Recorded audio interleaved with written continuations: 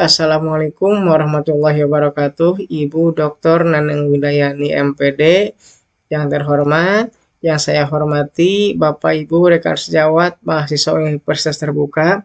Kami dari kelompok 5 akan mempresentasikan modul 5 menganalisis dan menginterpretasikan data serta menindaklanjuti hasil PTK. Namun sebelumnya kami akan memperkenalkan dulu anggota kelompok yang berjumlah 5 orang. Yang pertama yaitu Tatang Alamsah, yang kedua Bapak Ridwan Taufik Sundara, yang ketiga Ibu Sri Nurvia, yang keempat Ibu Fitriani, yang kelima itu Ibu Herna Susilawati. Baik, untuk lebih mengefektifkan waktu, marilah kita langsung ke materi yang pertama, yaitu hakikat analisis, penyajian, dan interpretasi data. Analisis data, menurut Miles, analisis data adalah upaya yang dilakukan oleh guru yang berperan sebagai peneliti untuk merangkum secara akurat data yang telah dikumpulkan dalam bentuk yang dapat dipercaya dan benar. Artinya, setelahnya Bapak Ibu melakukan siklus, baik itu 1 ataupun 2, data yang kita gunakan atau yang kita dapatkan itu selanjutnya yaitu untuk dianalisis, diklasifikasi, direduksi, difokuskan. Nah, dalam menganalisis data tersebut ada 3 kegiatan sesuai modul 2. Dalam analisis data yaitu mereduksi, mengklasifikasikan, memfokuskan, serta mengorganisasikan data sesuai dengan pertanyaan penelitian yang kita lakukan. Kenapa perlu analisis data? Karena data-data yang kita kumpulkan selama penelitian, baik dari observan ataupun kita langsung, itu tidak akan ada maknanya kalau tanpa ada penganalisan data secara benar. Itu kita perlunya di situ untuk melakukan analisis data. Data-data tersebut itu dianalisis, diinterpretasikan. Selanjutnya untuk dijadikan kesimpulan. Nah, interpretasi data itu apa? Interpretasi data adalah upaya peneliti yang menemukan makna dari data yang dikumpulkan untuk menjawab penelitian yang kita lakukan. Nah, di sini analisis data terlihat sekali perannya terhadap interpretasi data. Data-data yang telah dianalisis itu akan menentukan tahap interpretasi data, karena kalau data tidak diinterpretasikan dengan benar, maka tidak dianalisis dengan benar, maka interpretasinya juga akan kacau sehingga akan menyesatkan dalam kesimpulannya. Nah, pentingnya itu di situ. Analisis akan menentukan interpretasi dan juga menentukan kesimpulan. Analisis benar, kesimpulannya insya Allah benar. Nah, sekarang timbul pertanyaan, mengapa kita perlu melakukan analisis data dan interpretasi data? Sesuai yang saya sebutkan tadi, data-data tersebut tidak akan ada maknanya kalau tidak dianalisis dan tidak diinterpretasikan terhadap penelitian kita, sehingga setelahnya data yang dianalisis dengan benar dan diinterpretasikan, kita dapat menjawab pertanyaan terhadap pertanyaan-pertanyaan yang mendorong kita untuk melakukan penelitian. Nah, ini salah satu contoh analisis. Di sini ada keterangan lembar observasi. Di sini ada jumlah 30 siswa, 1 sampai 30, ada bintang 1, ada bintang 2, makin banyak bintang makin pusing saya bacanya. Nah, di situ ada deretan depan, deretan kedua dari depan, deretan ketiga, deretan keempat, dan deretan paling belakang. Nah, ada juga keterangan di sini. Bintang 1 itu siswa mendapatkan kesempatan menjawab 1 kali ya. Nah, bintang 2 artinya siswa mendapatkan kesempatan menjawab 2 kali. Nah, kalau tanpa dicatat ini dalam lembar observasi, kita tidak akan bisa menginterpretasikan apa yang terjadi, memaknai dalam data-data tersebut. Nah, dengan data yang dicatat seperti ini dalam lembar observasi, kita akan mengambil, bisa membaca dengan mudah bahwa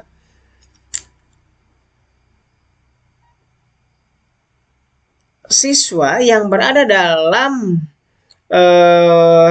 deretan sebelah kanan dari si peneliti atau guru itu mendapat kesempatan lebih banyak dibandingkan dengan siswa-siswa yang berada di sebelah kiri si peneliti tersebut atau guru tersebut. Nah, sehingga dengan adanya data seperti ini kita akan mengetahui, oh ternyata posisi kita kurang untuk memperhatikan siswa-siswa tersebut yang berada di sebelah kiri, sehingga pertanyaannya juga mungkin dia belum mengerti atau bukan juga tidak tahu apa yang harus ditanyakan terhadap guru tersebut. Nah, kenapa kita harus menganalisis dan interpretasi data? Nah, ini salah satunya adalah alasannya itu agar dapat dibaca dengan mudah oleh peneliti ataupun pembaca yang lain. Nah, peneliti dapat memaknai data tersebut, betul. Data dapat diinterpretasikan, benar. Nah, selanjutnya pertanyaan penelitian dapat dijawab. Nah, itu adalah beberapa alasan kenapa data disajikan, diinterpretasikan, dan analisis harus dilakukan. Salah satunya adalah itu, untuk menjawab penelitian yang dapat dijawab, untuk ya yang dapat dijawab penelitiannya. Dari saya dicukupkan sekian, selanjutnya akan dilanjutkan oleh Bapak Ridwan Taufik Sundara. Menganalisis dan menyajikan data. Bahwa data yang dikumpulkan dalam PTK lebih cenderung merupakan data kualitatif. Oleh karena itu, analisis data dilakukan secara kualitatif dan deskriptif. Menganalisis dan menyajikan data, di sini ada data 1. Data siswanya di sini ada 30. Dari skornya sangat bervariatif, ada yang 4, 8, 5, 7, 9, dan 6. Nah, dari hasil observasi, yang pertama, peragaan oleh guru ditambah 2 orang siswa. Siswa masih ragu-ragu, pegangan pada globe dan lampu senter goyang-goyang. Yang kedua, siswa berdiri, siswa di belakang ribut, mereka tidak terlihat peragaan. Guru hanya diam saja, di kelas semakin rebut. Yang ketiga, guru mengajukan pertanyaan selama peragaan. Yang keempat, siswa yang duduk di depan menjawab. Dan di lapang juga yang membantu diam saja asik dengan globe dan lampu senter. Tampaknya tidak ada perhatian pada pertanyaan guru. Yang kelima, peragaan dalam kelompok. Nah, dari hasil catatan guru, ketika peragaan anak berdiri, anak-anak di belakang rebut, mereka tidak dapat melihat peragaan. Saya lupa menegur mereka karena asik dengan peragaan. Contohnya di sini Bejo dan Robi banyak bermain. Peragaan kelompok mula-mula lamban. Anak kelihatan sangat enggan, tetapi akhirnya mereka tertarik. Kelompok 2. Globenya macet, tapi mereka berusaha memperbaiki. Jawabannya, anak mula-mula banyak yang menyimpang, tapi kemudian dapat menjawab dengan benar. Ketika tanya jawab anak masih ada yang bermain, kelompok tampaknya menikmati peragaan ini. Meski masih ada yang tidak peduli dan asik bermain. Nah, dari hasil analisis dan penyajian datanya, di sini ada nomor 1 sampai nomor 7. Skornya sangat bervariatif, mulai dari angka 10, 9, 8, 7, 6, 5, dan 4. Frekuensinya sama, sangat bervariatif. Jumlahnya ada 30. Di sini mungkin yang frekuensi pertama 0%, frekuensi yang kedua 3,3%, frekuensi yang ketiga 20%, frekuensi yang keempat 26,7%, frekuensi yang kelima 20%, frekuensi yang ke-6 16,7%, dan frekuensi yang ke-7 13,3%. Jadi jumlahnya 100%. Keterangannya di sini mungkin ada S kali F sama dengan skor kali frekuensi. Skor rata-ratanya di sini 190 dibagi 30 ditambah 6,3.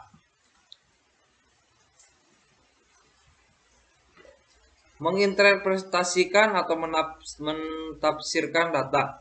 Hasil belajar siswa masih sedang-sedang saja, baru mencapai rata-rata kelas 6,3. Masih ada 9 orang, 30% yang mendapatkan skor di bawah 6, sedangkan yang mendapatkan skor di atas 6 berjumlah 15 orang. Dalam peragaan baik siswa maupun guru masih ada kendala, siswa masih canggung. Tidak semua siswa terlibat dan masih ada siswa yang berdiri agar dapat mengamati peragaan. Nah, dari hasil koreksi karangan siswa, di sini ada tabelnya. Mulai nomor 1, jenis kesalahannya itu ejaan.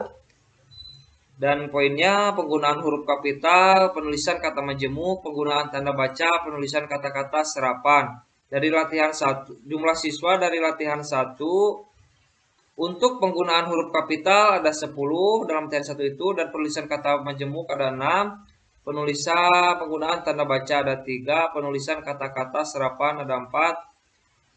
Nah, jumlah siswa latihan 2, penggunaan huruf kapital ada 8, penulisan kata majemuk ada 3, penggunaan tanda baca ada 3, penulisan kata-kata serapan ada 2. Dari latihan 3, jumlah siswa penggunaan huruf kapital 5, penulisan kata majemuk kosong, penggunaan tanda baca kosong, penulisan kata-kata serapan kosong. Nah, dalam pilihan kata latihan 1 15, jumlah siswanya 15. Nah, di pilihan kata latihan 2 jumlah siswanya ada 7, dari latihan 3 pilihan kata jumlah siswanya ada 7. Dalam struktur kalimat latihan 1 jumlah siswanya ada 10, dalam latihan 2 ada 7, dalam latihan 3 ada 4. Dalam pengembangan gagasan dalam latihan 1 jumlah siswanya ada 11, dalam latihan 2 jumlah siswanya ada 8, dalam latihan 3 jumlah siswanya ada 5.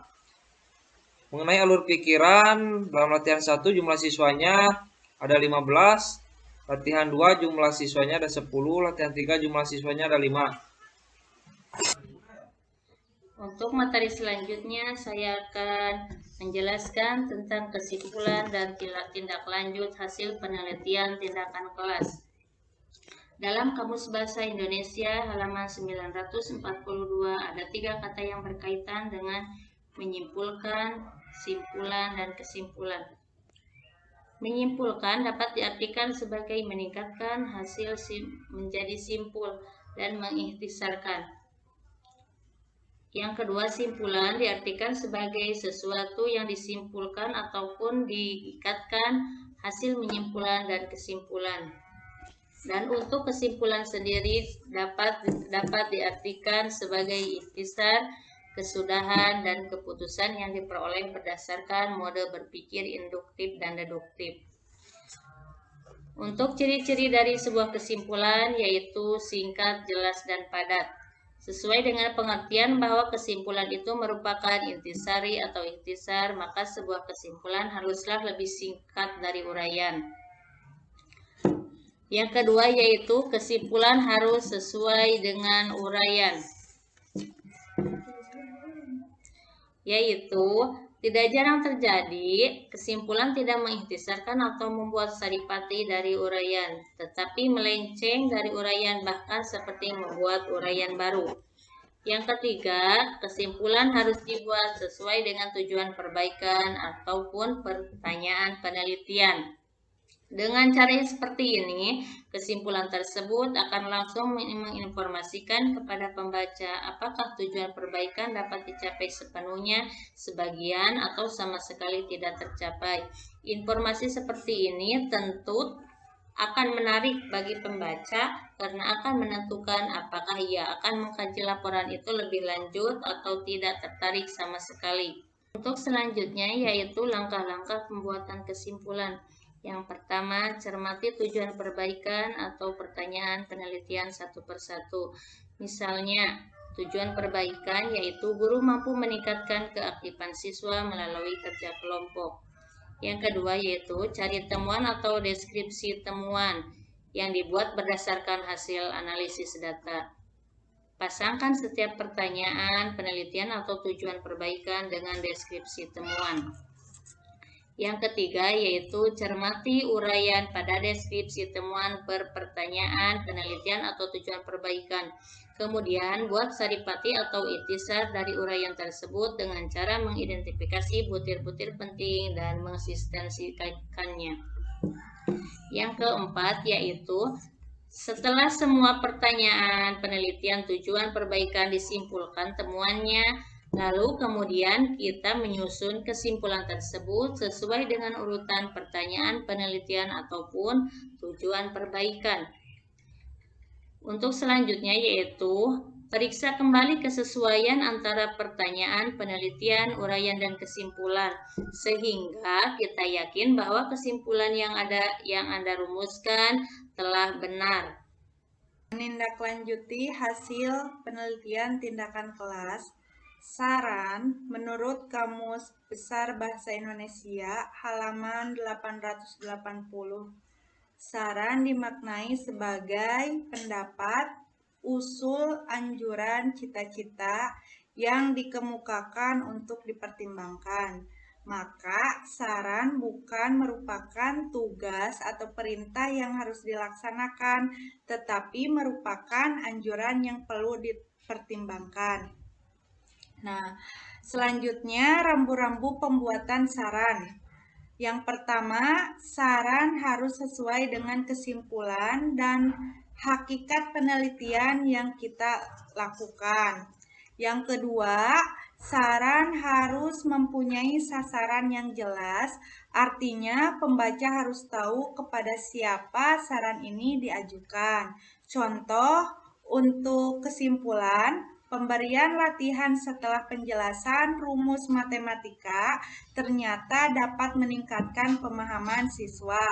Nah, untuk contoh sarannya, yaitu memberikan latihan penerapan rumus pada akhir penjelasan, serta sewaktu-waktu memberikan pujian dan hadiah kecil kepada siswa yang menunjukkan prestasi. Untuk C, atau yang ketiga, saran untuk menindaklanjuti hasil PTK sebaiknya bersifat konkret dan operasional. Contohnya, untuk kesimpulan, pemberian latihan setelah penjelasan rumus matematika ternyata dapat meningkatkan pemahaman siswa. Contoh untuk sarannya yaitu guru harus terampil memberikan latihan kepada siswa. Selanjutnya, yang keempat yaitu saran harus juga mempertimbangkan metodologi atau prosedur penelitian yang dilaksanakan serta bidang studi yang diajarkan. Contoh untuk kesimpulannya yaitu metode bermain peran telah mampu meningkatkan keaktifan dan pemahaman anak dalam menghitung uang dengan rata-rata hasil latihan 85%. Untuk contoh saran yaitu guru sebaiknya mencobakan metode bermain peran ini dalam mata pelajaran lain, misalnya IPS dan Bahasa Indonesia. Dan yang terakhir yaitu saran yang dibuat haruslah merupakan pemikiran yang cukup penting untuk memperbaiki pelajaran. Contohnya, metode bermain peran telah mampu meningkatkan keaktifan dan pemahaman anak dalam menghitung uang dan rata-rata hasil latihan 85%. Itu contoh kesimpulan. Sedangkan contoh untuk sarannya yaitu guru hendaknya memilih siswa yang akan memainkan peran tertentu. Langkah-langkah membuat saran tindak lanjut. Yang pertama, cermati kesimpulan yang sudah dibuat. Yang kedua, pikirkan apa yang dapat ditindaklanjuti dari kesimpulan yang sudah dibuat. Yang ketiga, tentukan kepada siapa saran akan dilanjutkan. Yang keempat, tulis saran dengan kalimat yang tegas dan lugas, sehingga mudah dipahami dan menarik untuk dicobakan. Selanjutnya, kesimpulan. Data penelitian tindakan kelas pada dasarnya dikumpulkan oleh guru yang berperan sebagai peneliti dan pengajar. Data tersebut lebih banyak bersifat kualitatif, meski ada juga yang berupa data kuantitatif. Analisis yang akurat dan cara penyajian yang tepat akan memungkinkan tafsiran atau interpretasi hasil penelitian yang akurat dan valid itu. Oleh karena itu, guru harus berhati-hati dalam melakukan analisis. Kekurangan akurat dapat diminimalkan dengan melakukan cross-check dengan sumber data atau dengan data lain yang sejenis. Dalam kaitan dengan PTK, kesimpulan harus disusun secara singkat, padat, dan jelas.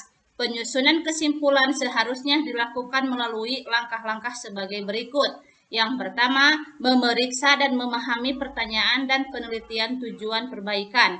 Yang kedua, mencermati, menganalisis, dan mensintesis deskripsi temuan. Yang ketiga, menulis kesimpulan untuk setiap pertanyaan, penelitian, atau perbaikan. Yang keempat, mengurutkan setiap butir kesimpulan sesuai dengan urutan pertanyaan atau penelitian perbaikan, serta memeriksa kesesuaian antara pertanyaan, penelitian, atau tujuan perbaikan dengan deskripsi temuan dan kesimpulan. Saran tindak lanjut hasil PTK harus memenuhi rambu-rambu yang bersumber atau sesuai dengan kesimpulan